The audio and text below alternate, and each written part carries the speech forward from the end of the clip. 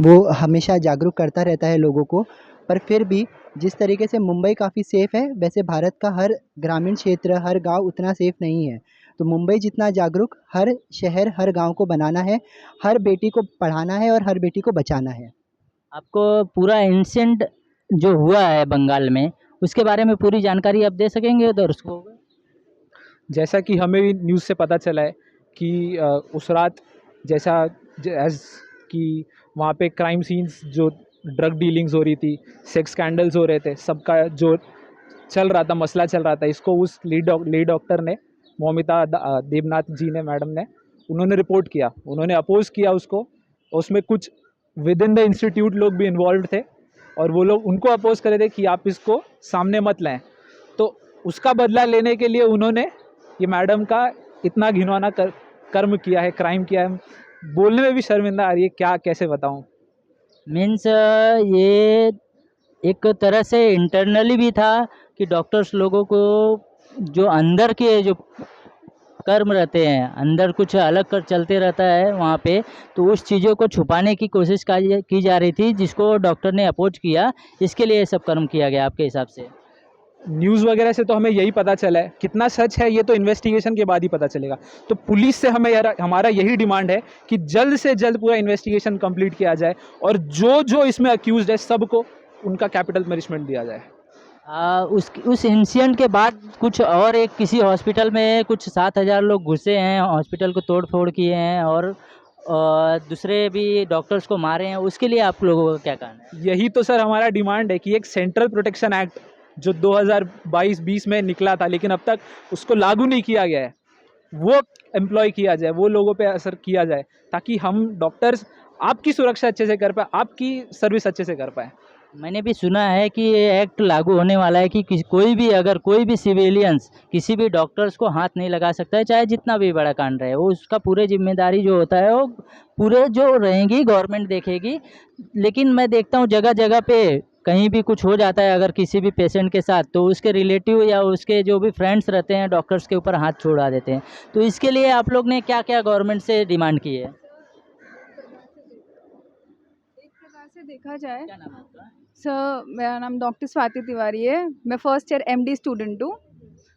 आपका क्या इस बारे में कहना है कि मतलब लोग आप डॉक्टर्स की सुरक्षा के लिए क्या करना चाहिए? सर डॉक्टर्स, हम पहले तो जो भी पेशेंट है सबको सेव करते हैं, उनकी लाइफ बचाते हैं।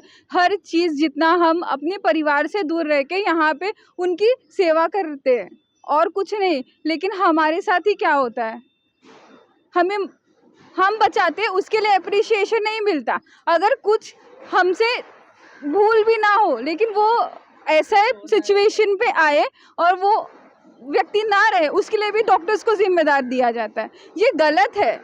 हम अपना घर परिवार सब छोड़ के सिर्फ अपनी ह्यूमैनिटी के लिए, मतलब नागरिकता, हम डॉक्टर हमारा नोबल प्रोफेशन है, उसके लिए हम सर्व करते हैं 24 घंटा।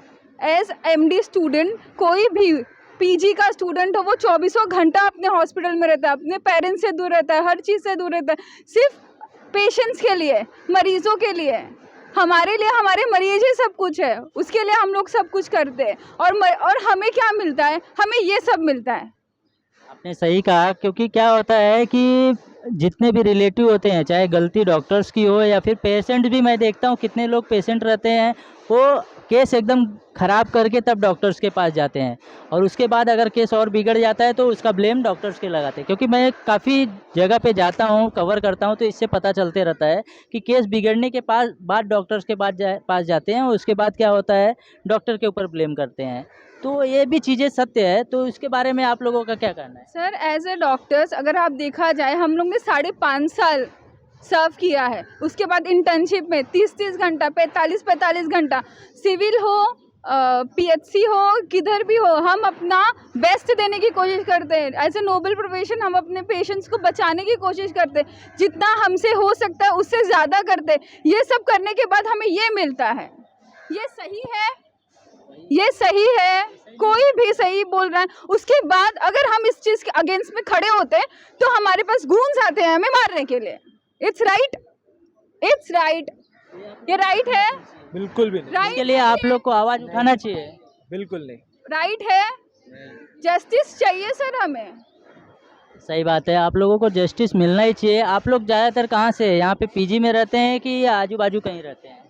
अब कुछ कुछ है जो हॉस्टल में रहते हैं, कुछ यहाँ पे हॉस्पिटल में ऑन ड्यूटी रहते हैं पूरा टाइम 24 घंटे, और बाकी कुछ है लोकलाइट्स है। अगर हम सपोर्ट नहीं करेंगे तो कौन करेगा? सही बात है। मैं गवर्नमेंट से एक ही चीज़ डिमांड करूंगा कि जो आज इस तरह से जगह जगह हो रहे हैं, लोगों को मारा जा रहा है, डॉक्टर्स को मारा जा रहा है, सिविलियंस के हिसाब से मारा जा रहा है, तो इस तरह से गवर्नमेंट को कुछ न कुछ एक्शन लगाना चाहिए। जो बीच में उन्होंने 2021 में जो रूल लाए थे कि कोई भी डॉक्टर्स को हाथ ना लगा सके कोई भी सिविलियंस, ये पुलिस का केस है और सब केस है, समझ के उनको एक देखने देना चाहिए, उसका पोस्टमार्टम होने देना चाहिए, तब जाके डॉक्टर्स के ऊपर ब्लेम करना चाहिए। तो मैं गवर्नमेंट से यही दरख्वास्त करूंगा कि आप लोग डॉक्टर्स का सपोर्ट्स करें ताकि वे अपना काम ईमानदारी से कर सके और लोगों की सुरक्षा और लोगों की जान बचा सके। मैं कैमरामैन कमलेश यादव के साथ कन्हैयालाल यादव।